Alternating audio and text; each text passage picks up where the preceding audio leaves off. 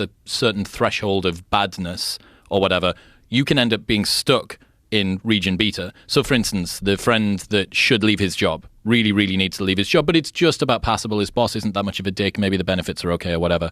Or the person that's in a relationship with someone that they really don't want to stay with, and it's not that brilliant, but it's not that bad. They don't abuse them. Everything's okay. The person that stays in an apartment that's got some mold on the ceiling, it's not too much mold and whatever.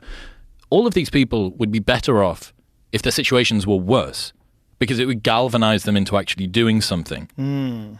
You understand what I mean? Yeah, I do. You can get stuck in this chasm of comfortable complacency that sits somewhere in the middle. If things are good, great, no problem. If things are bad, great, activation energy to go and make them good. If things are just about passable, you end up being comfortably numb.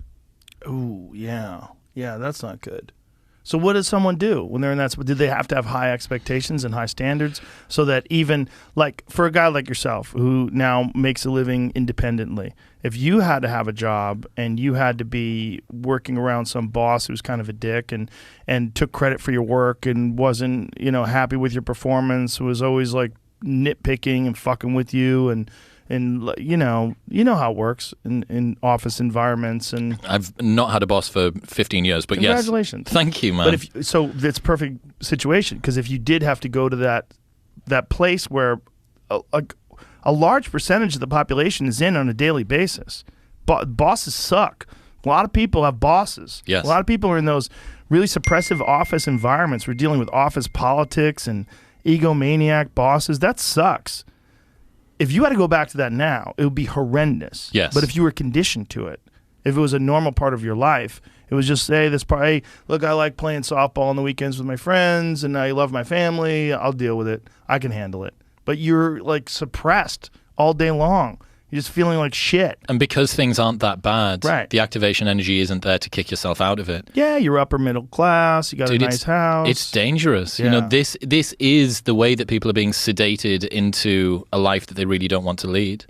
Yeah. It's so dangerous, man. It really, really is. And I don't know what the answer is. I mean, what do you want to say? Do you want to say that you need to make your life actively worse so that you're going to be more excited? So that you're going to have the activation energy to kick yourself out of the bottom? I mean, think about the things that a lot of people do to make themselves feel better. Actively going out of your way to sit in a hot circular wooden chasm, right? Or going and putting yourself in 39-degree water. Yeah. Like, what are you doing?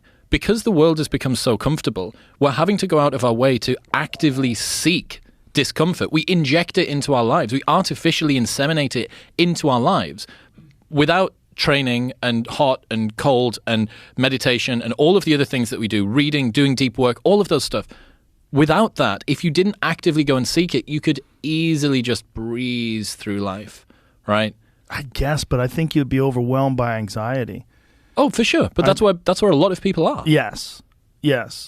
And then unfortunately people don't recognize that's why that stuff exists, and people that I care about, that I've tried to talk to, don't recognize that. And I think sometimes when I give advice to people that I care about, my personality is so overwhelming and I'm so crazy, like with what I do, that it's like they're like, I don't want to do that. Doesn't map across onto other people? Well, it just seems like it's for some people it's attractive and they go, I want to do that too. Like, you seem pretty fucking happy despite all the stress you're under. Like, how are you doing that? And I'll tell people that because I create my own bullshit, and my own bullshit's way harder than whatever I'm facing in the world. And that's how I mitigate the stress of success and pressure and criticism and all that stuff.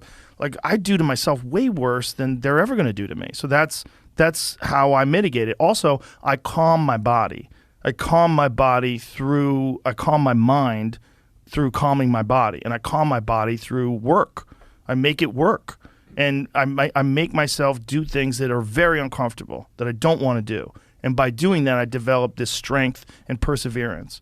And some people hear that and like, I don't even want to do that. I don't want to take a fucking nap. You're exhausting me. And like, I'm not you. I don't want to do that. And they just like, it takes them away from that. And I'm like, you don't even have to do that. Just go for a fucking walk every day. It sounds like it's easy to do, but when that walk comes, when you look at your clock, oh, it's 8 o'clock, time to go for that walk. You're like, I don't want to walk. I would just rather play video games. I don't want to walk. I'd rather like read emails. I don't want to walk. I'd rather like scroll through TikTok. But If you just force yourself to go for that fucking walk every day, you will develop mental perseverance. You will develop some tenacity. You will develop the ability to force yourself into work. And it doesn't have to be grueling. It just has to be a thing that you have to do. This is the problem, I think,